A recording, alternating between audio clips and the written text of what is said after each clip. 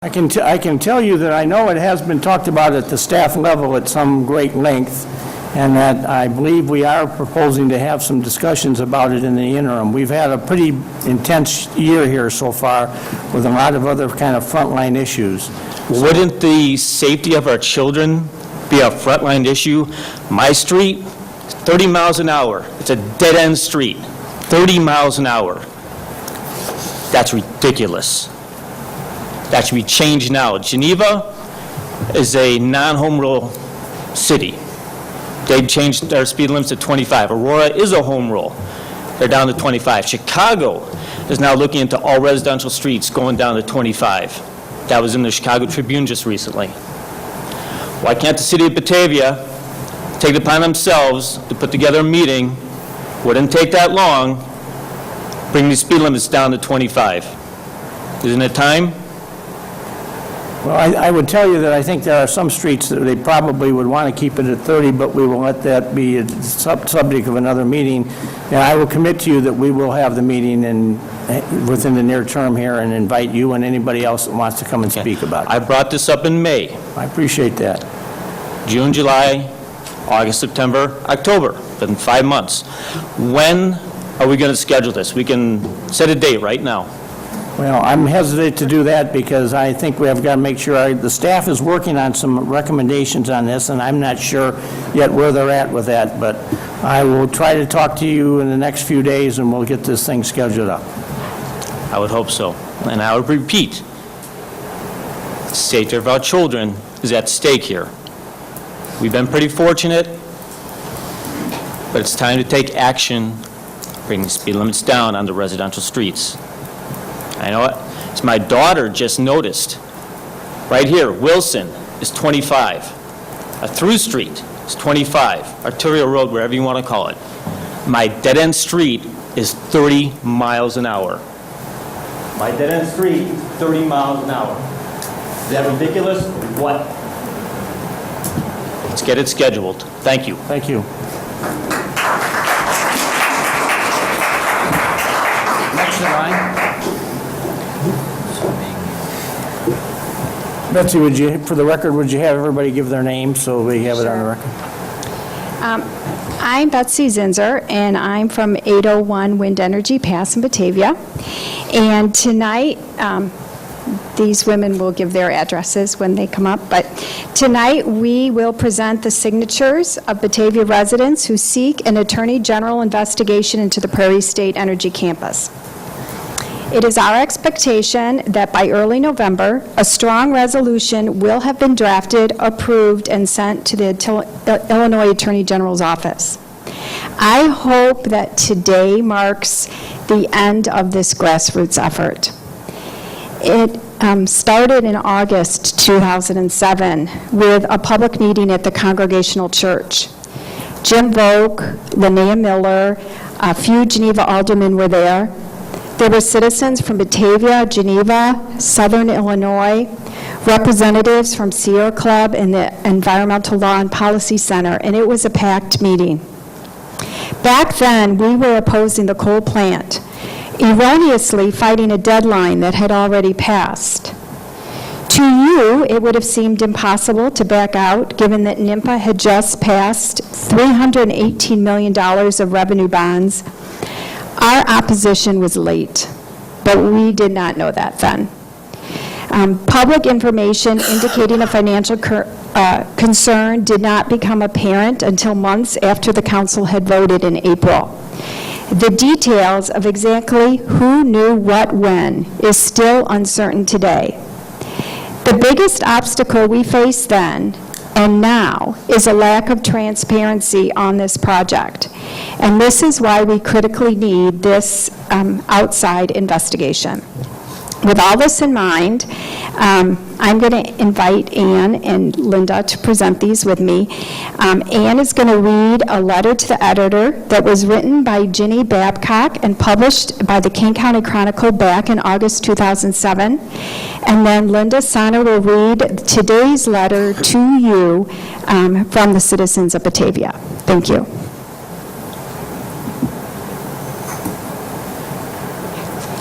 Hello, I'm Ann Drover, 228 Stone Manor Circle in Batavia.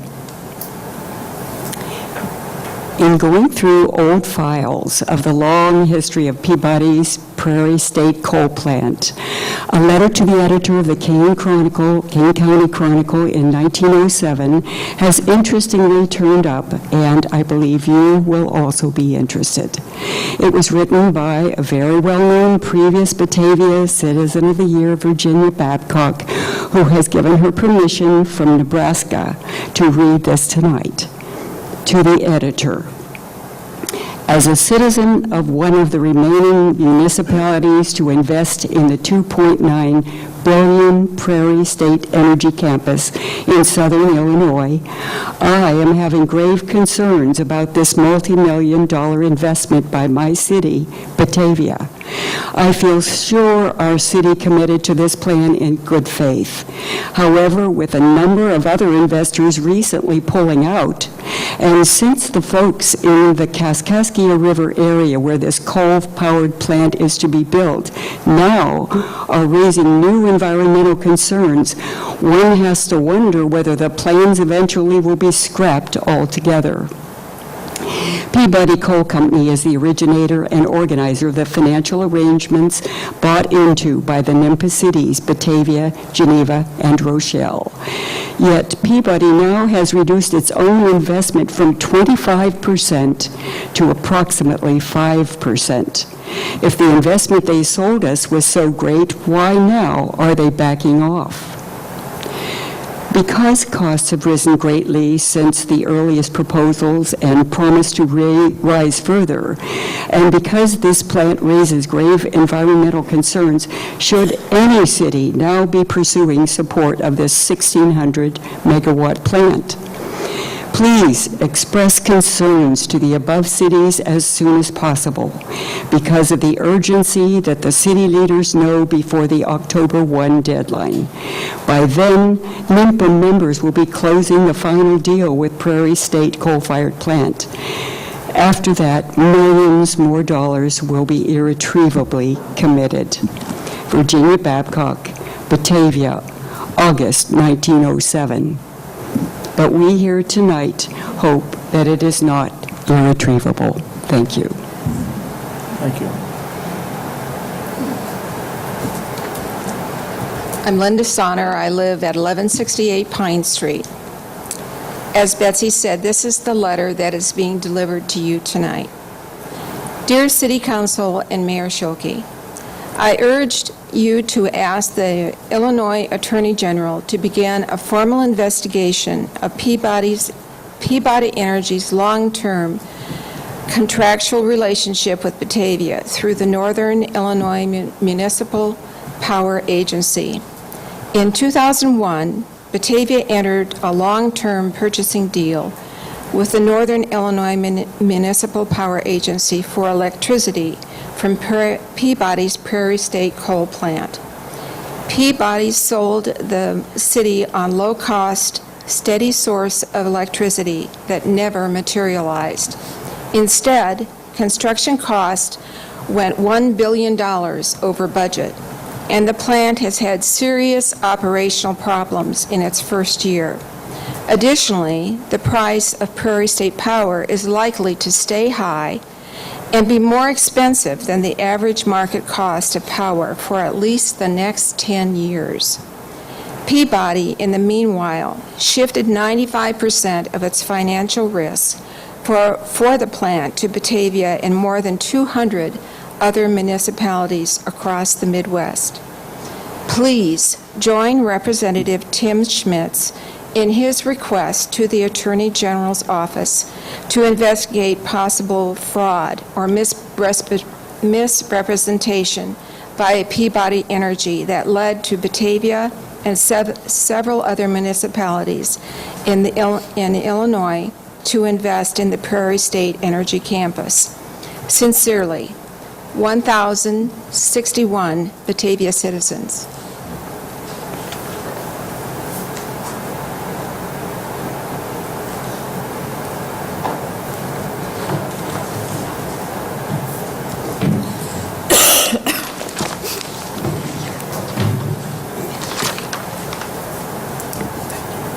But you better convey them here for the, right. It'll be a long night.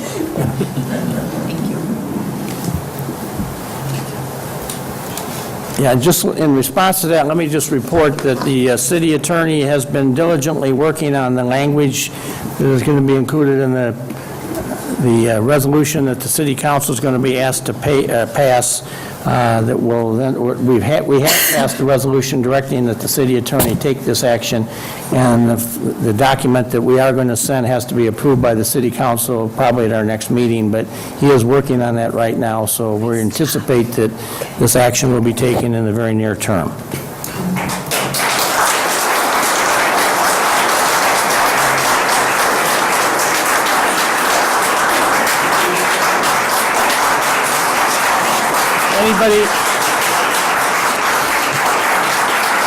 Anybody else in the audience this evening wish to address City Council on anything not on the agenda? Okay, thank you then, and we will move then to item number 8, which is a presentation tonight by Batavia Main Street. Matter? Good evening, everyone. My name is Jeff Matter, and I'm on the board of Batavia Main Street, and I'm here to present the Main Street Minute. So we're happy to announce that 224 Main Street volunteers donated 375 hours of planning, meetings, programs, and events in September.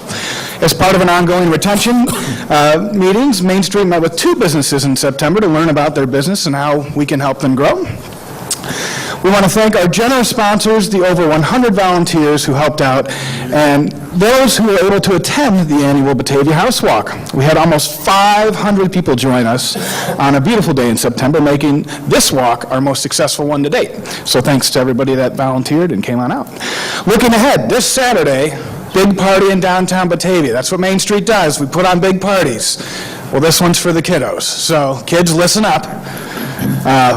It's Bat Fest this Saturday, 10 to 2, downtown. It's going to be lots of fun. And this was so popular the last time I presented. I was asked that we do this again. The top 10 reasons why you should come to Bat Fest. So just think of me as David Letterman or something. I don't know. All right, so number 10, downtown trick-or-treating. Number 9, the final farmer's market. Last chance to get your fresh produce. After that, it's over. So, come on down. 8, this is in all capital letters, so pumpkins! That includes pumpkin roll down Houston Street, pumpkin seed spitting contest, I believe that's new this year, 3D pumpkin carving display, pumpkin carving battle on the main stage where you choose the winner. Number 7, stories and songs at the library. Number 6, Halloween parade from the library to the Riverwalk. Number 5, tractor pulled hay rides. Number 4, the Monster Mash and Thriller. Number 3, something new, my company Music Matters. We're going to be having a fall festival at our new location at the old Louise White School. We're going to have petting zoo. So come pet your baby potbelly pigs. They're going to be there. It's going to be lots of fun. We'll have live music, train rides, raffles, tours of our school, of course, and just a lot of fun. So we hope to see everybody up there as well as at the Riverwalk. Number 2, the costume contest. And number 1, enjoying a beautiful fall day in downtown Batavia. We've guaranteed great weather. It's going to be like 70 degrees, so no reason not to come on out. All right, Thursday through Saturday, another event we've got coming up, November 13th through 15th. Save the date for the inaugural holiday market featuring holiday-themed vintage and one-of-a-kind items from downtown retailers and selected artisans. Get your shopping done early and vote with your dollar by living life local. Market hours will be Thursday from 5 to 9 p.m., Friday from 12 to 9 p.m. in conjunction with Water Street Studios' 5th anniversary show, and Saturday from 10 to 5. So if you want to know more about what we do at Batavia Main Street, or if you'd like to get involved and help volunteer at one of our cool events, you can contact us at 630-761-3528 or at downtownbatavia.com. We'll see you on Saturday, everybody. Thank you.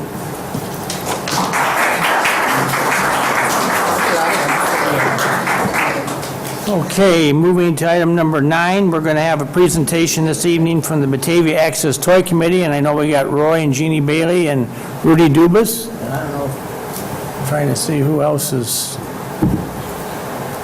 kind of our leaders in this whole thing, and I think they have some interesting developments to share with us. So, gentlemen, we'll turn it over to you.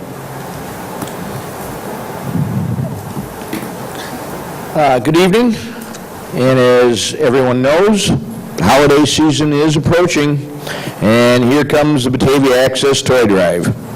Last year, we made sure we had toys for over 600 children, thanks to the generosity of the people of Batavia. We again are asking for your help. The committee cannot do this on its own. We need your help. Drop-off points are at the 2 fire stations, the Batavia Library, and Funway, with more drop-off points to be determined. Our giveaway is on December 14th, and I would like to let everyone know that from November 1st through December 1st, if you bring in a new unwrapped toy to Pal Joey's in Batavia, they will, and give it to your waitress, they will take 10% off your dinner bill, excluding alcohol. The Access Committee wants to publicly thank Pal Joey's for stepping up and helping us out this year to collect toys for our annual toy drive. We greatly appreciate all the help from the community and from the local businesses. Roy? Good evening, Mayor, and good evening, Council. And it's always a pleasure to kick off the toy drive here in Batavia. Mother started it a few years ago, as probably everybody knows, and Rudy and my wife and Rudy's wife has been actively doing this program. I can tell you that Dottie stepped up here in Batavia and really made some things happen with the comedian show that we had here in Batavia a few weeks back. We had a pretty good turnout. We raised almost $2,000. That's unbelievable. I mean, to have the community step up and us getting $2,000 for to start purchasing toys. We had a little catastrophe here in the church where we lost some of the toys that we had purchased this year. Somehow that $2,000 came in hand at that point in time, and we were able to replace a lot of the toys that were lost with the water damage. Aldi's here in town also heard about it, and I can't tell you how many times they've called me in the last couple weeks to stop over and pick up toys that they're not going to use in their stores this year to sell. I mean, unbelievable support. As I said once before when I was here, the new slogan here with the football team and everything here in Batavia, we are one. We are one. We're going to always be one, and I can always stand here in front of the council, I can stand in front of the people here in Batavia, and I can say Batavia is always one. They've always helped us. We've always made it. I will be back with Rudy and the committee to give you an update on what the numbers look like. It could be a lot of smaller children that we're going to need to take care of this year. It could be teenagers. Don't know. The list is out now as of November 1st. The date is December 14th. We need everybody's help here in Batavia. So again, thank you and for the support. Thank the city of Batavia for the support. Batavia, we're one. Thank you very much. I mean, I think on behalf of the community, the ones that we need to thank are you two gentlemen and Dottie Fletcher and Roy's wife Jeannie and others that have really, and Rudy's wife Marilyn and others that have really stepped over here. And this isn't something they just do for 6 weeks. This is a year-long, year-round commitment on their part to help Batavia people. And what is amazing to me about this is that I would have told you many years ago that this number of needy children would go down. It's going up, and it's amazing to me the amount of support that we continue to generate at a time when we really do need this support, because we do have, seemingly with the economy being sour in some areas and other things that are going on, we have a number of needy families here that really can use this support. So December 14th is kind of the golden day in Batavia, and that's when our hearts of generosity in this town really shine and really are a testimony to the memory of Roy's mother and Glenn Haynes and Ruth Johnson and all those others that helped put this thing on the street many years ago. And, you know, the second generation, I guess I'll call it, that's kind of picked this up and is running with it. And, you know, I look around the surrounding communities, and this isn't done in a lot of other places. And so this is a badge of honor that Batavia wears with great distinction and gallantry for what you do to really make Christmas not a sad time for a lot of kids, but a very happy and memorable time and a very positive nature. And hopefully by experiencing things like that in the future, that will make some of them much better adults, because they've witnessed others stepping forward and helping them. Maybe in the years to come, they will step forward and help others. So it's really, I think, a pay-forward situation that Batavia should be very, very proud that we continue to have people like these men and women that do this and really make this something very special for our town to have as part of our badge of honor. So, guys, thanks a lot for all you do. Thank you. Thanks. Alderman Brown? Hey, Rudy and Roy, before you take off, Hey, don't run away here, sir. don't run away. Got a question for you.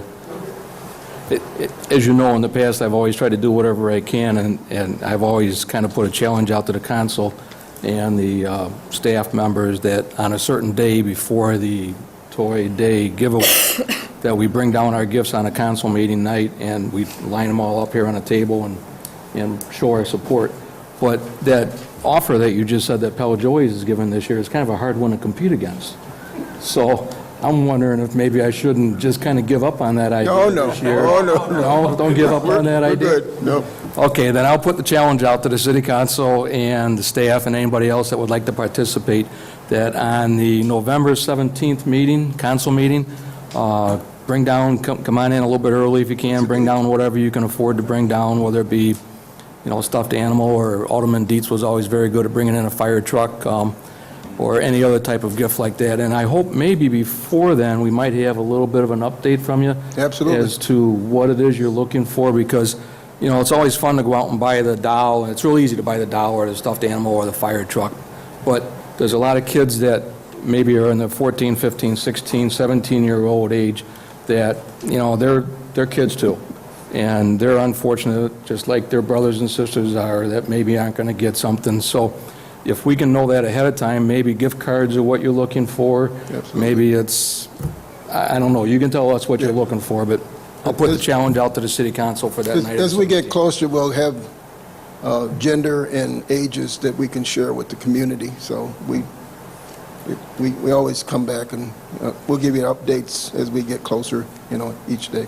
It starts November 1st, so people are starting to sign up already. Good. You guys do a great job. Thank you. Thanks. Thank you. Appreciate it. Thank you, guys. Alderman Kelly? Just a real quick question for Rudy. There was, speaking of the We Are One, how'd the little game go this weekend? Bulldogs won 26-20. And by the way, they beat Geneva. Our friends to the north. For the what year in a row? We're going for our third or fourth consecutive undefeated conference championship this Friday evening at Bulldog Stadium. So we'd like to see everybody come out and cheer the Bulldogs on. Hopefully they'll be able to put another ring on. Right, we'll be able to put another ring on the fingers like this. That'd be great. So that'd be great. Thanks. Thank you very much.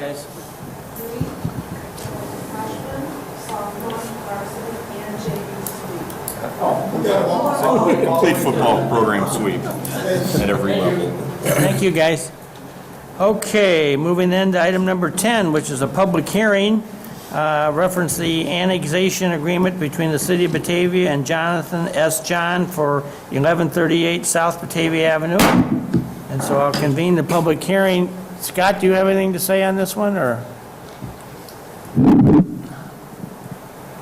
This is the public hearing that's required for approving an annexation agreement. In this case, this is the property at 1138 South Batavia Avenue. It's on the east side of Batavia, approximately at Bernadette. It contains the terms that are typical in your normal annexation agreements.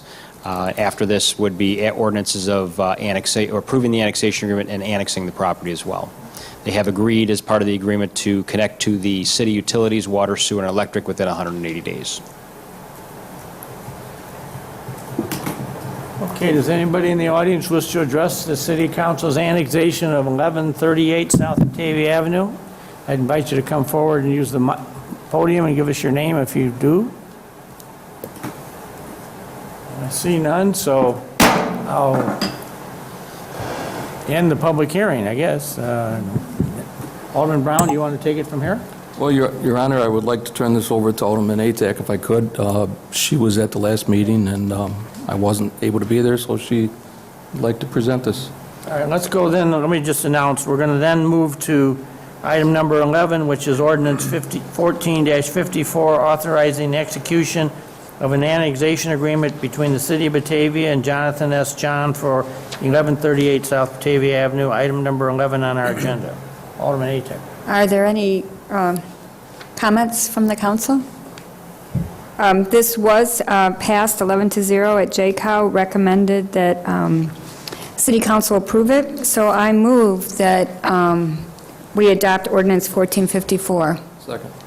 Moved by Alderman Atack, second by Alderman Brown for the approval of ordinance 11-54, the annexation agreement for 1138 South Batavia Avenue. Any discussion?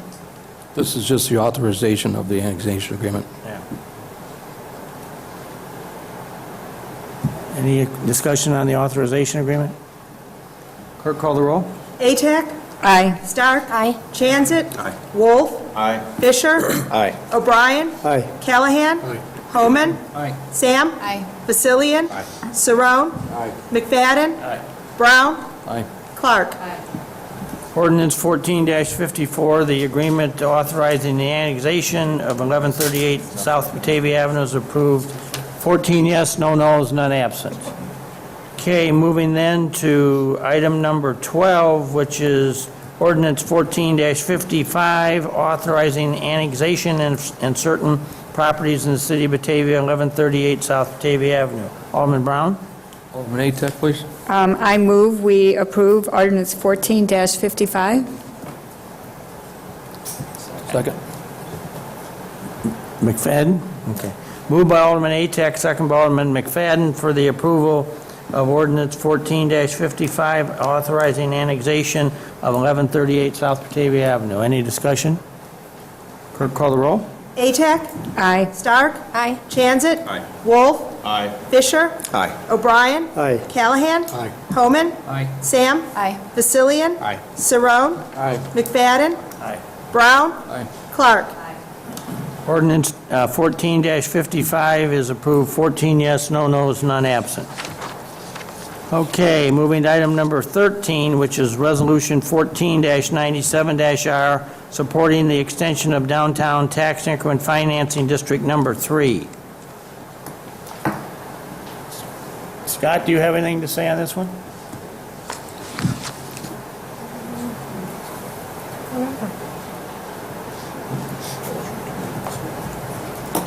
As we talked about in the committee, this is the extension, or the requested extension of TIF District Number 3. This would request the legislature to extend the TIF by an additional 12 years. This would allow for the city to utilize the TIF district funding to pay for additional projects and developments that would happen within the district. It's very similar to what happened when TIF District Number 1, where that was also extended. So then the TIF district would last for a total of 35 years, as opposed to the 23 under statute. Any questions or comments relative to this authorization? Alderman Wolf? Did we get the rest of the letters from the rest of the taxing bodies? I believe we still have all but 2. The county and the Forest Preserve, I believe, we're still pending. And we seem to be, We have to have those to send it in.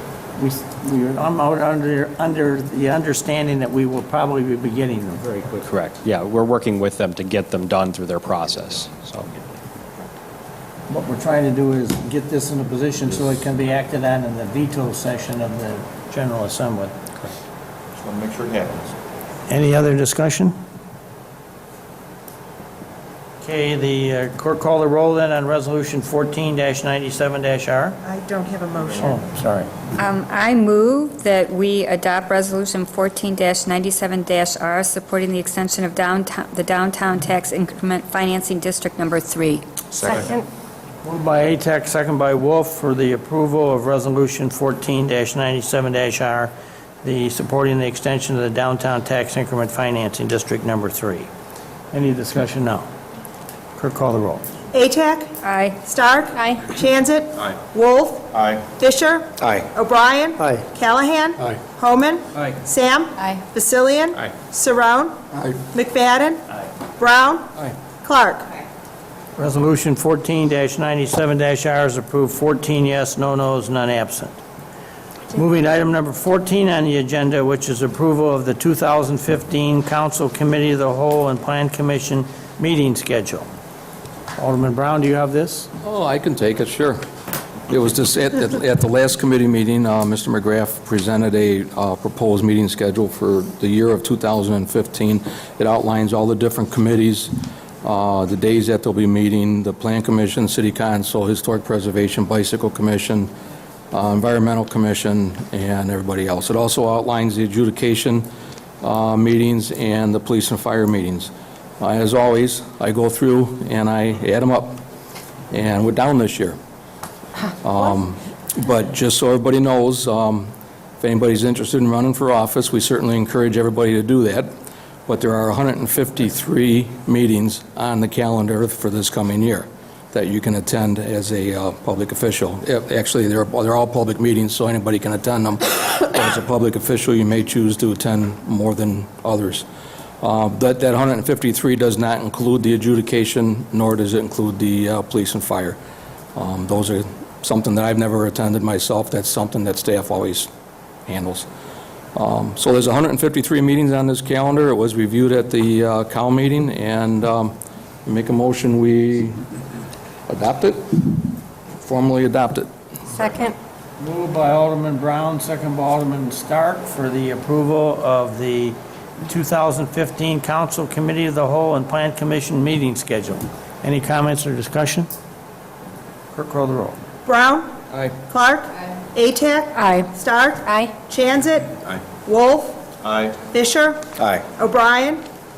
Aye. Callahan? Aye. Homan? Aye. Sam? Aye. Vasilian? Aye. Surratt? Aye. McFadden? Aye.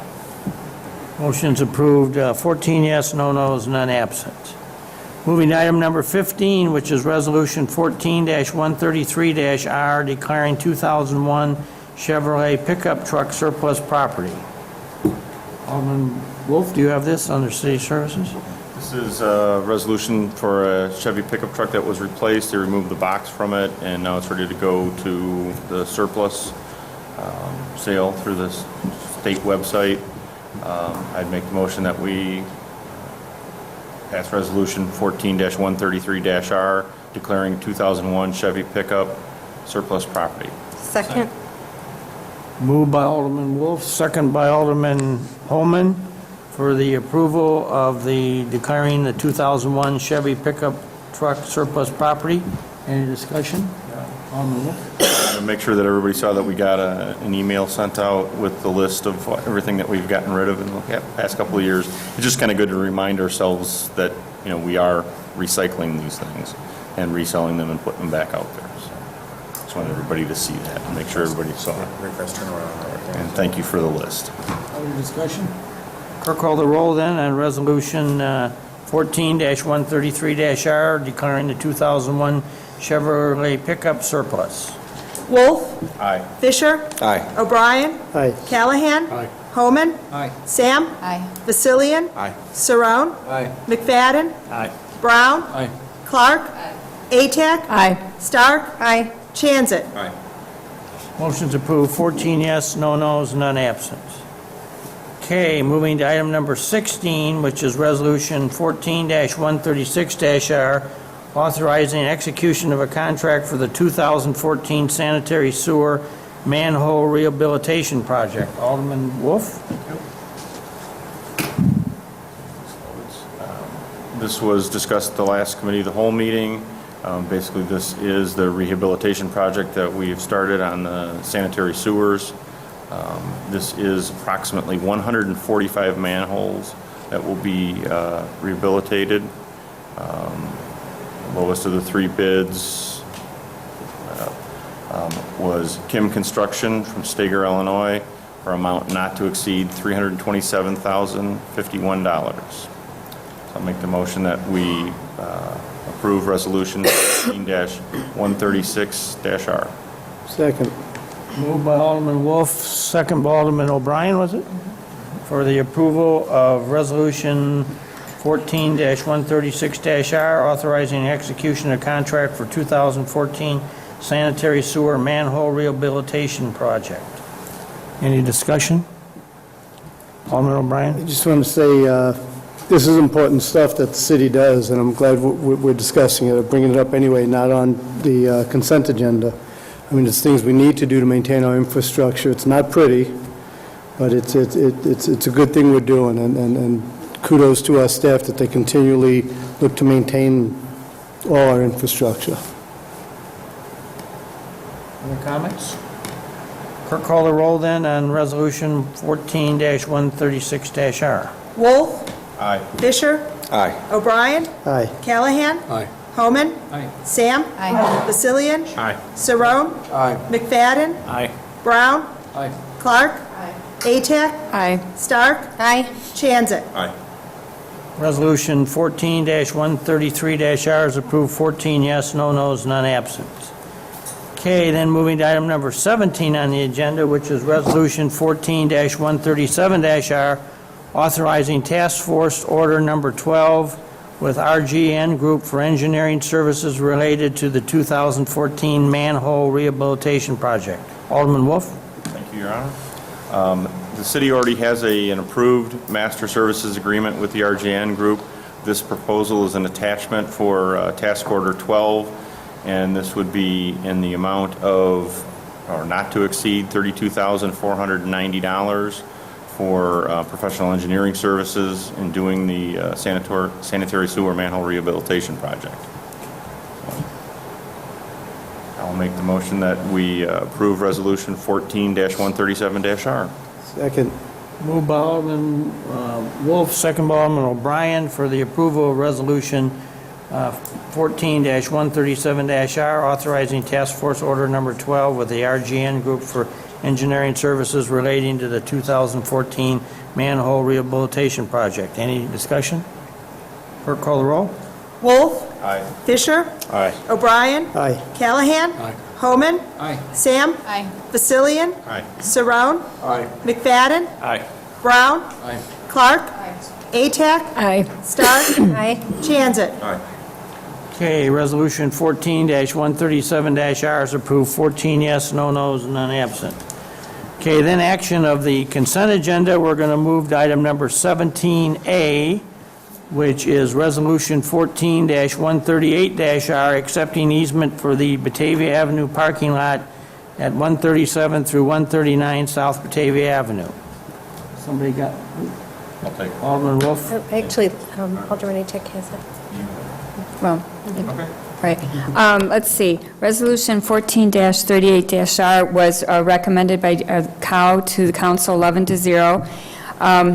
Over the years, the city has been maintaining a public parking lot behind the 100 block of South Batavia Avenue, and they've been doing annual renewal agreements to do this. So in order to kind of streamline the process, we've tried to get easements from the owners behind this block, and we've gotten 9 to date. I think this makes the 10th. Is that correct? Or 11th? This is the second to last one. We actually did receive the last one last week, so we have all of okay. them in hand now, at least. We'll be coming forward to you with that shortly. All right. So so then we'll have all the easements so we can easily maintain this property and have ingress and egress access easily. So are there any comments from council? I move that we approve Resolution 14-138-R accepting the easement for Batavia Avenue parking lot 137 and 139 South Batavia Avenue. Second. Moved by Alderman Atek, second by Alderman Brown for the approval of Resolution 14-138-R, accepting easement for the Batavia Avenue parking lot 137 through 139 South Batavia Avenue. Any discussion? Clerk, call the roll, please. Atak? Aye. Stark? Aye. Transit? Wolf? Aye. Fisher? Aye. O'Brien? Aye. Callahan? Homan? Aye. Sam? Aye. Vasilian? Aye. Saron? Aye. McFadden? Aye. Brown? Aye. Clark? Resolution 14-138-R is approved, 14 yes, no nos, none absent.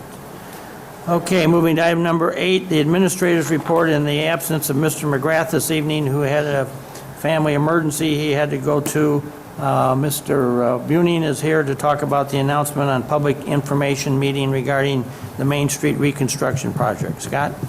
Yes, thank you. Main Street meeting is a public informational meeting regarding the reconstruction of Main Street from Water Street west to Van Nortwick. That is scheduled for November 12th from 5 to 7 p.m. here in the City Council chambers. There will be staff available and displays for public information, and anybody will be available to talk about the project and the concepts of what's being discussed. But there will be utility improvements as well as roadway improvements as part of that. We're aware that there's going to be some changes to some of the parking potentially because of the way the whole road is configured, both at the west end and the east end, and that'll be part of the information we're looking for as input from those businesses and residents as to their concerns and what they need, what their parking needs are for that area. So that'll be a public informational meeting on the 12th of November. Also continuing on with some other items, since Bill's not here, I'll be filling in for some of the other items. Letting everybody know that the west side brush pickup is going to be this week. There'll be no brush collection in November. That the next brush collection will be December 1st citywide, and that the east side leaf collection will be this week. The street program is continuing on with the resurfacing of the various streets, both on the east and west sides of the community. That is taking a little bit longer than expected due to the rains that we've had and some of the inclement weather.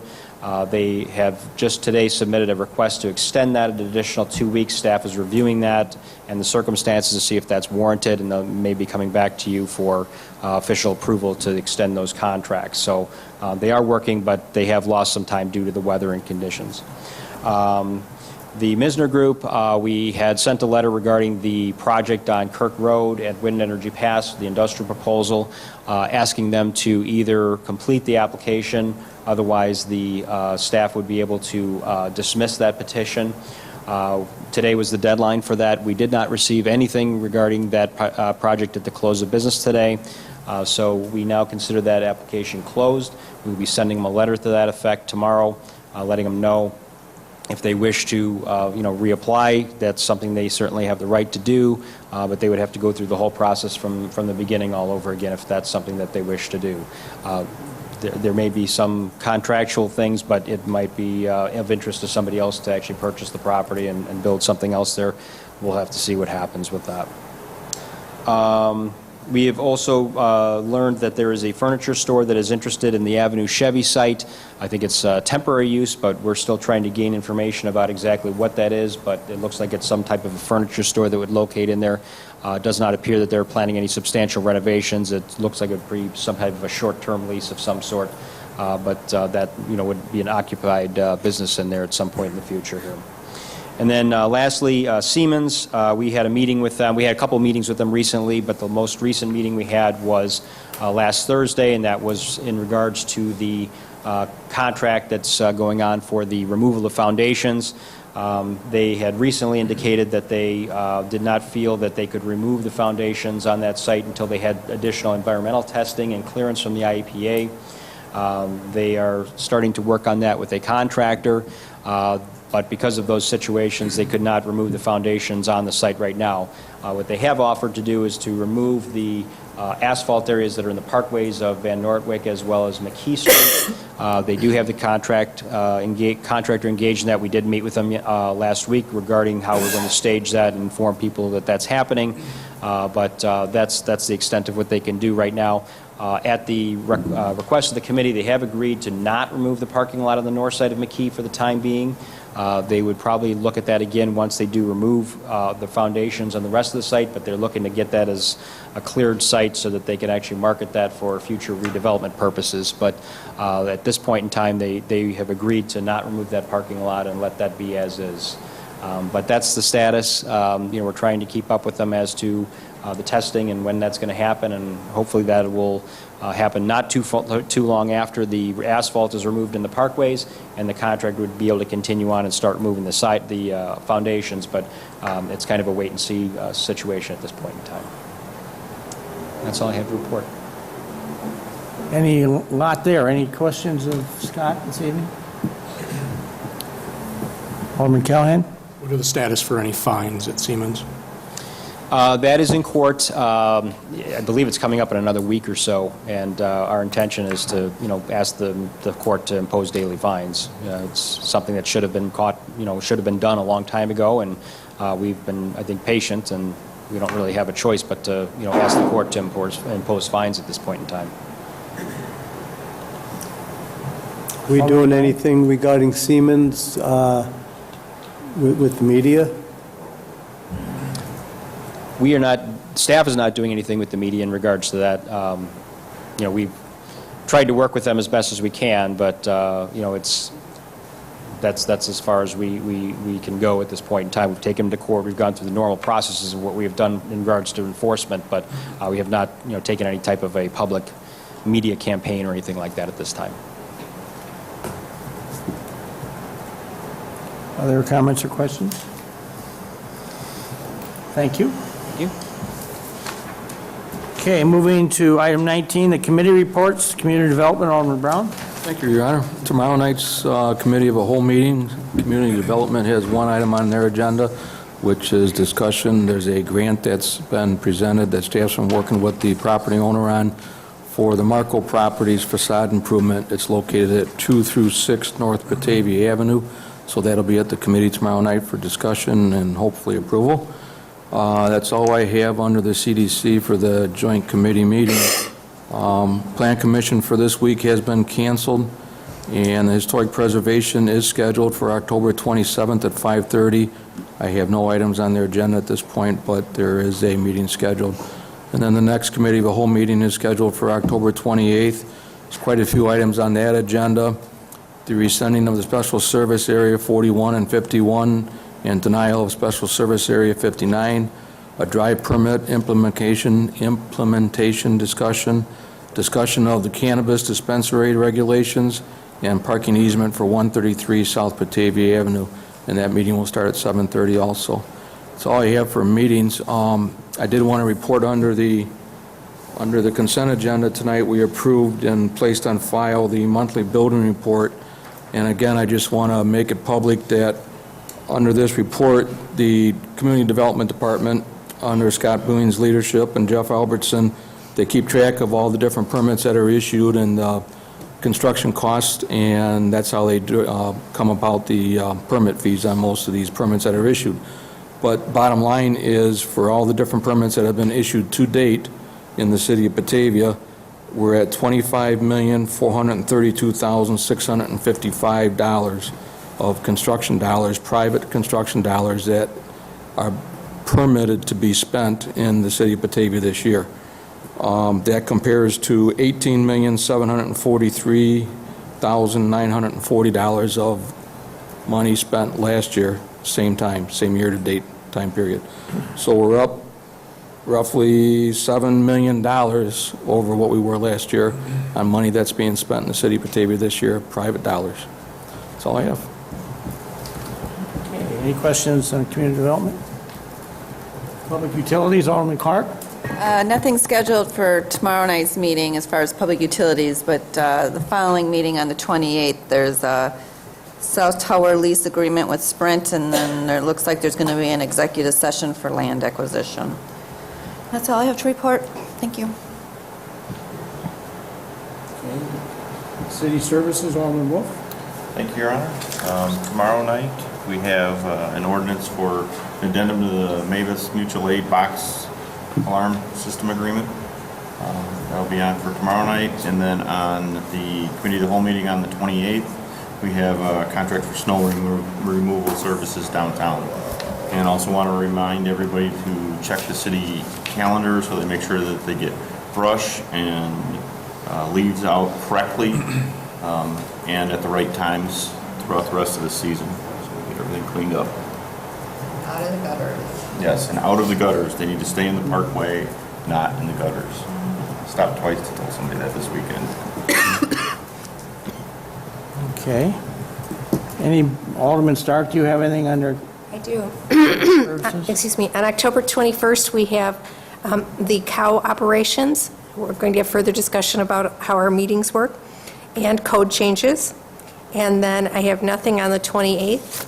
But on the 4th of November, we will be reviewing the Attorney General request. That is tentative. And that's all I have on the calendar.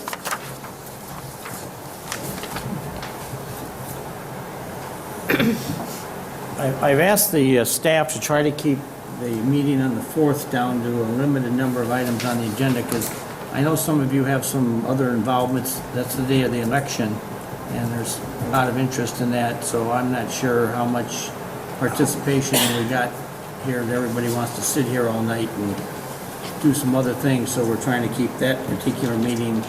I know we got to act on the Attorney General's letter, but beyond that, I'm not sure we're going to talk about a lot of other stuff that night, and that's the reason why. I mean, let's be honest about it, so everybody knows what's going on there with that one. Other business, do we have any? Alderman Wolf? Just a few things I'd like to talk about tonight.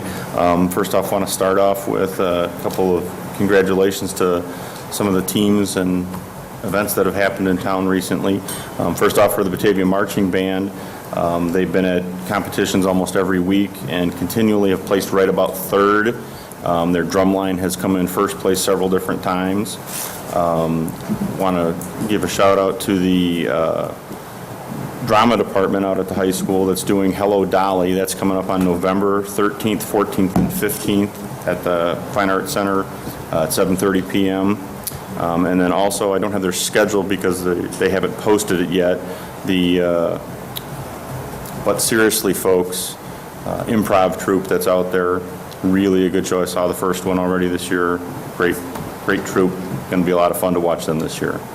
Also want to shout out to the Rotolo cross-country teams. The girls team was state champs this weekend, and the boys team came in third place.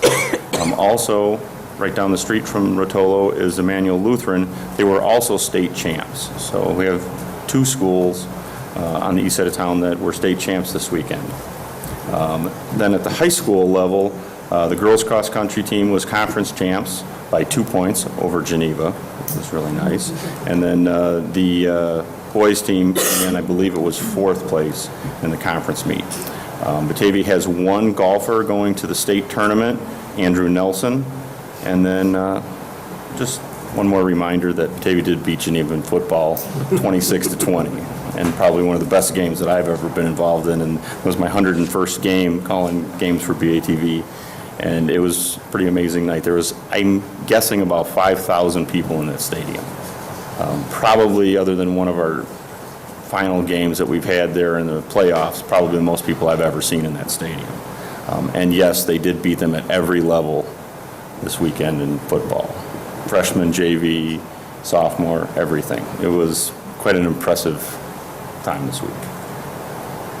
That's it. Very briefly, Your Honor, I attended my 20-year reunion from Batavia High School this past weekend, and people didn't know, some people didn't know I was on the council, and when they did, they talked my ear off about how much they love River Street. And the overwhelming message I'd like to bring to the council is that people in my age group and younger are very satisfied with the work that we've done. They'd like to see that work continue. They'd like to see us not cut any corners, and they're confused on why it stops. but they're very satisfied, and they'd like to make sure that we continue the work that we're doing. A lot of people came from all over the place, Canada, Arizona, and some people had been back here since 94, 95, and we're very happy to see the progress. So, thank you. Alderman Callahan? I just want to reiterate Mr. Gorski's points about the speed limits for the 25. I know that we have asked for it at least on 3 occasions. I know Alderman O'Brien and Atek and McFadden have joined me on it. I do find that 5 months is unacceptable to get at least a discussion to find out what we want to do as a council from a policy decision-making. And I apologize to Mr. Gorski for not getting it on sooner. But he isn't alone. I do get bombarded with it a lot, especially in the residential areas where I live. And I do know Mr. Gorski's street is very narrow, and we have a lot of complaints on speeding on Blaine, and the police have been doing a lot of enforcement over there. So it is a major concern for him and others that live around there. So I just really would like to make sure that that does get put on very soon. Thank you. Anybody else? Alderman Holman? Yeah, I want to touch base again on this Siemens thing real quick. I want to thank staff publicly. They've done a great job of keeping this thing on track and trying to manage Siemens in this process. And it's not, it's not their fault that this thing has happened the way it has. But, Siemens came in and bought out Furnace Company and eventually shut them down. And we lost the jobs, and we were left with foundations after they tore the buildings down and contaminated soil. And the contaminated soil was remediated. The foundations needed to stay in order to aid in this remediation of the contamination that was there. There was a letter given by the IEPA that then said that the site was clear, and it wasn't, and Siemens was then given a timeline and signed a contract with the city in which they were going to have those foundations removed and put it at least back to grass by the end of June of this year. That came and went. Their excuse at that point was we're trying to sell the property and we'll just take care of it when we sell the property. And then they did end up having somebody on the line that was ready to put a contract on the piece of property, and it was at that point that they realized that the contamination that was taken care of probably wasn't comprehensive, and there could very well be more contamination under there. So now we have this area that is chain linked off. It looks like a bomb has gone off in a neighborhood. It's very close proximity to a school. It borders 3 of the wards. And the residents have had enough of it, and it looks horrible. Coyotes run rampant through it, and I think that it's time that Siemens is a good, responsible citizen and takes care of their mess and cleans it up. And I would call on them to do so. I have called on Jamie Richter in emails, who is their contact, and he has not bothered to respond to any of my emails, and very rarely responds to staff's. So I would ask the rest of you and the citizens of Batavia in joining me in putting some pressure on Siemens to come and clean up their mess. Thank you. I just want to remind everybody that early voting for the November general election has started. City Hall is an early voting site from 9:30 a.m. till 3:30 p.m. weekdays until October 30th. You have to bring your ID for early voting. Also, a reminder, the city is not a grace period voting site. The closest one is the Kane County Government Center. Other sites are available for early voting and grace period voting, and you can find those sites at canecountyelections.org. Also, if you're unsure of your polling place in November, go to canecountyelections.org and you can put in your name and find your polling place and all the information you need to vote. Now, also coming up is the 2015 municipal elections, and the entire right side of the table over here is up for election, aldermans in wards 1 through 7, including you, Mr. Fisher, yes. Those candidate packets should be available by Wednesday. I will have them on the website. I will have some here at City Hall also. I just want to rerun the numbers again to see how many signatures you need on your petitions. As of right now, it looks like Ward 1 will need 12 signatures, Ward 2, 11, Ward 3, 13, Ward 4, 11, Ward 5, 30 signatures, Ward 6, 34, and the reason I'm double-checking the numbers, Ward 7, 4 signatures. So before I put everything up, I want to make sure that that number is absolutely correct. So it's not an onerous amount. The petitions are not due in until December 15th, and I will be collecting them from December 15th to 22nd, and I will have a schedule for when I will be available at City Hall to collect petitions then. Any questions? Vote early, vote often. You didn't hear me say that. Anybody else in the council? You got to talk about the Transportation Alliance? Go ahead. No, go ahead. No, why don't you do it? You go ahead and do it. Okay. Well, in Alderman Chanzik's comment made me think that we should probably talk about this. River Street has been the recipient of what I think 4 awards so far from different organizations, and we were just notified about a couple weeks ago, that we were going to be receiving another award from the Transportation Alliance group of the City of Chicago. It's a group that promotes safe pedestrian, bicycle, vehicle transportation, and promotes bicycling more importantly than the vehicles, I guess you could say. I'll find out a little bit more about it. But tomorrow night, we're going to go in and we're going to accept this award from them for River Street. And in finding out about this award, I've been working with Mr. McGrath and Altamano, because we've been receiving an awful lot of these awards, and we're not really making a very big deal about it. And whether it's River Street or Wilson Street or Spring Street or any other street, and we're, getting a lot of recognition, we should be acknowledging this recognition. So Altamano's put together some very nice literature on this, and I think outside Scott's office, Scott's department here, on the bulletin board, they're going to be putting up some recognition of all these different awards that we've been getting for River Street, and hopefully putting up a new drawing for what we're going to be seeing on Houston Street, and start promoting some of this work that we've been doing and work that we're going to be doing, and try to make it more public to everybody to appreciate. So we'll let you know how that award turns out, and go from there. Okay, anybody else? Moving to the mayor's report, I want to just talk on a couple things, because there is a couple things happening. I have been notified that, good news, Batavia has been picked by the Pace Bus Organization for commencement of a new route that's going to be opening up in Batavia, and it's going to be a Batavia call and ride service.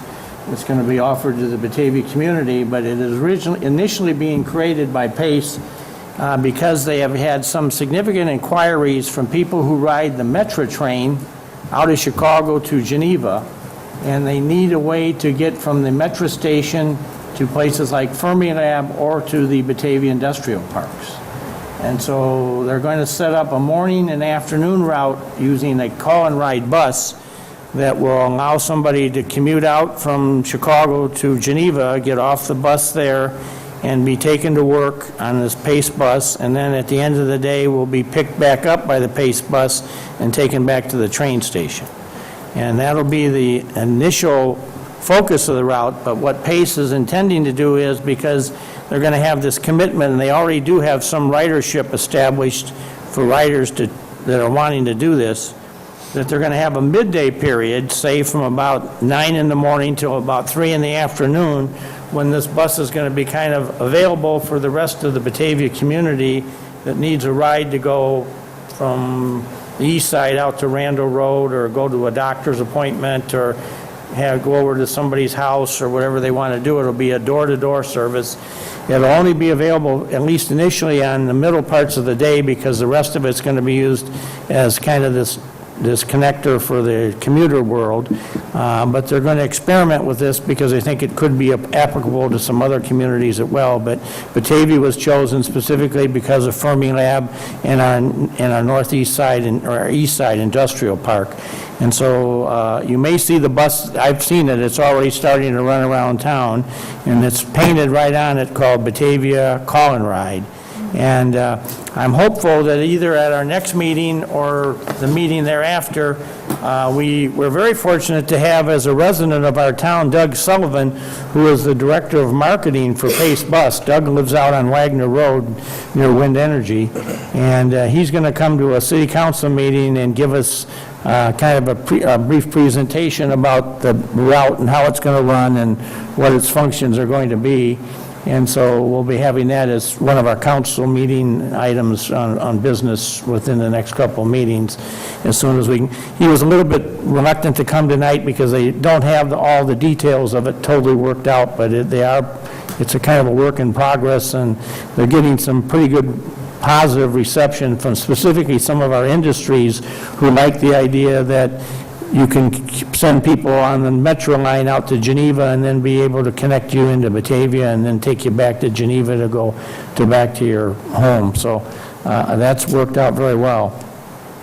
The other thing I wanted to talk about is at the meeting on the 28th, the COW meeting, we've got an item for discussion, and I've been meeting both with Scott Buning at the Community Development Department and with the Batavia Police Department about discussion of cannabis dispensary regulations. And as all of you know, I recommended it at the behest of the staff that we go on record as endorsing the cannabis growing facility in Batavia, and that was passed unanimously by the council. We've had some inquiries of people who, I don't know if we know how really serious some of this is, but I guess there's some folks that are cogitating about trying to apply for a dispensary location in Batavia, and I guess we may have at least one spot where two or three, is it? Two people have recommended. And I know that myself and the police department have some concerns about, not necessarily about the dispensary as it is, but some of the things that happen in relation to dispensary. And, you know, this is kind of a whole new field that the state of Illinois is creating here. And we're really not sure, you know, what this really at the end of the day means. If you get a medical dispensary in your community, and there are very restricted numbers of these going to be available throughout the state of Illinois. There's 2 approved for Kane County. So if one were to be here, there would only be one other spot in Kane County where these could be. We're not sure what that means and say the need for parking. Does that mean we need, at a location, do we need 20 spaces? Do we need 10 spaces? Do we need 50 spaces? Do we need, you know, on certain times of the day? I think we would be very open for some significant criticism if we allowed something to come in and then suddenly find out that at certain times we need 50 or 60 parking spaces at these things because they're spreading over into adjacent neighborhoods and other things that are going on. The other thing is the police department tells me that you know, you raise the concerns about this because if you talk to some of the folks that come in here to talk to us about it, one of the pictures they give you is, well, it's a medical dispensary at the moment, but someday this will change to recreational, and then we'll have all kinds of business. Well, you know, I guess we need to ask ourselves when we talk about this, okay, this use kind of changes when we go from medical to recreational.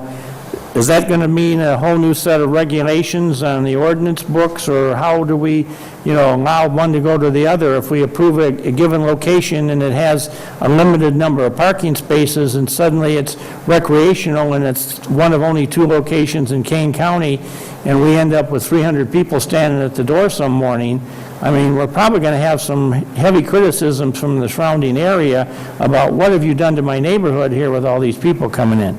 You know, another thing I think we need to look at is, one of the things I heard in discussions with some of these people is that they looked at some sites in Batavia because of the opportunity or the potential for drive-through windows. And the state regulations on it seem a little bit, I don't know if we know whether or not we can have it. Scott, have we ever really determined we can have a drive-through window? Yeah, we looked into it. They are not allowed right now under the statute. We've had people in here wanting to buy buildings with drive-through windows with the belief that maybe they'll change the rule and they'll be able to get drive-through. So I think we need to, you know, make some statement about that there are no drive-through windows following state law allowed in these. And the other thing that's out there is, you know, what kind of surveillance and security do you put on these things? Because the police tell me that in some other states where these have evolved, there has been, specifically when you got to the recreational thing, you have started having other people showing up at these wanting to sell other products to people in the lines or around the corner or whatever you're doing. And they, you know, one of the suggestions I've heard is that we should make some significant video surveillance opportunities be mandated in this thing so that there's a video record about who's walking around here, driving around, who's running around the neighborhood, and whatever have you. So there's a lot to consider here, and I think we need to be very careful before we go forward here too far on the dispensary end of it, so that everybody has to understand that maybe, in my view, if we're doing medical and then suddenly it changes by some action of the General Assembly to recreational, that may be a whole new set of rules that we're going to ask people to be abiding by. And so I just wanted to throw that out so you can all begin to think about it and maybe talk to some people you know who would have some thoughts about it, because I think the police at least are of the opinion that some of those issues could be a bit problematic for us. The growing thing seems to be, you know, it's in a contained building and, you know, it goes someplace else, and there doesn't seem to be a lot of issues with it, although they're going to have some video surveillances floating around that thing. So I'm thinking that we should probably put some of this into written form and have some rules and regulations, and the staff is working to give you some ideas when we meet on this on the 28th, but I just wanted to kind of get the ideas out there. And finally, I'd like to join on, piggyback on what Alderman Wolf was talking about. I was out to one of the 5,000, that's how many were out there on Friday night for a while. I don't think I have ever seen, other than a fireworks program, I've never seen that many people floating around there. The day before, on Thursday, I did my annual Book Between Bites program at the Batavia Library, and my topic this year was the history of the Batavia High School yearbook. So it gave me the opportunity. The Batavia Library, to its credit, has assembled a complete set of all the published Batavia High School yearbooks that have ever been done, and they have them. They don't let you check them out, but they do have them up there for you to peruse through. And there's 75 of them have been issued over the years. There's 75 copies of the Batavia yearbook. And I went through them, spent a couple afternoons up there in preparation for my talk. And just an interesting statistic, and I don't think many people stop to think about this or realize it, that the current Batavia High School athletic field that you're hearing something about right now in the community because it's subject to the school district's referendum, we've been playing on that field for 46 years. And when you say that to people, oh, I didn't realize it was that long. Well, the yearbook, if you go in and research it, which I did, of course, I'm in this age group that I was there when this was all happening, but in 1968, the school opened in September of 1966. I was a senior in high school, and I was in the first class that walked out there from the old school in September of 1966 when I was a senior. So I only got to go to the building one year. And that building was totally encapsulated in all kinds of other buildings over the years. So what I remember is my senior high school was greatly expanded. But the first year we were out there, the athletic field wasn't done, so they continued to play in the 66-67 season over at Illinois Avenue. And then it was in September of 1968 that they moved out to the new high school. And that's 32 years in the last century and 14 years in this century, so that's 46 years that Batavia High School has been out there. And, you know, the other thing I think as we talked about the other day, Book Between Bites, for the first 17 years that they were at the new school, it was a daytime-only place because there were no lights erected on that field till 1985. So there was 17 years that Batavia High School was out there in the daytime and had no Friday night light thing, or other nights now we play it out of the years. But the thing that, as a graduate of that school, that I'm most proud of is the fact that, you know, if you look at what has been accomplished out there in 46 years, you know, probably the crowning achievement may have been last year when we won the state high school football championship. But we've had NCAA rookie soccer players for the whole United States Mr. Fisher in 1995 came out of there. The number one rated high school soccer player in America was on that field. And, you know, we've used that field now since 1966, when the school was opened as the site of the 4th of July fireworks. So we've got a 48-year run out there for the fireworks program. So the fireworks represent the largest assemblage of Batavians at one place at one time, anytime during the year. We have more people out there that night than we ever gather anyplace else in town during the year, and that's the place where we do it. So I guess my message here is that has been a well-used and well-thought-out site out there. And, you know, as we talk about what we are going to do in the future, I think those are all things to consider. So I appreciate what has been put forth here so far, but I think there is a proud history there. And Batavia, when you have won the state championship, you've produced a starting quarterback of the professional Super Bowl football game, which we did in 1982 with Ken Anderson, and we produced the number one rated soccer player in America in 1995. We got bragging rights like no other school in this whole area has for things that we need to be proud of with Batavia High School and what's happened out there on that field. And that's some really proud territory for this community. So, Alderman Brown, I'd entertain a motion for adjournment. I move we adjourn the city council meeting. Second.